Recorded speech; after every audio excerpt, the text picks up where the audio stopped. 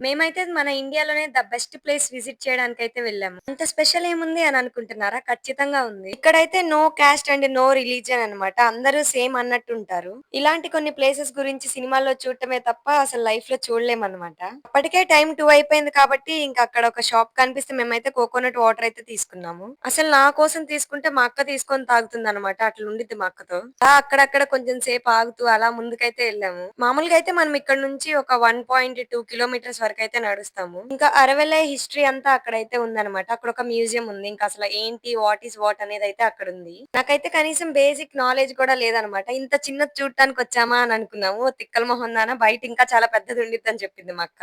నిజానికి మన టాలెంట్‌కి అది ఆలోచించడమే ఎక్కువన్నమాట. ఇంకా తర్వాత టికెట్స్ తీసుకొనైతే మేము స్టార్ట్ అయిపోయాము. అలా నడుస్తుంటే ఇక్కడ ఒక వైల్డ్ యానిమల్ గ్యాలరీ కనిపించింది. కానీ టైం లేదని చెప్పైతే మేము వెళ్ళలేదు. ఇంకా మధ్యలో మ్యాంగోస్ కనిపిస్తే తీసుకున్నాము. ఫైనల్లీ మనం దూరం నుంచి చూసే మనం రీచ్ అయిపోయామని ఫీల్ అయ్యామన్నమాట. కానీ అక్కడి నుంచి కూడా చాలా నడవాలి లోపల. సో అక్కడికెళ్ళడానికైతే లేదన్నమాట. ఇంకా ఇక్కడ నుంచే మొత్తం వ్యూ అంతా ఎంజాయ్ చేసాము. అప్పటికే లేట్ అయింది కాబట్టి మేమైతే కొన్ని పిక్స్ తీసుకొనొచ్చాము. రిటర్న్‌కైతే ఇక్కడ బస్ ఫెసిలిటీ ఉందన్నమాట. మీరైతే సబ్స్క్రైబ్ చేసుకోండి.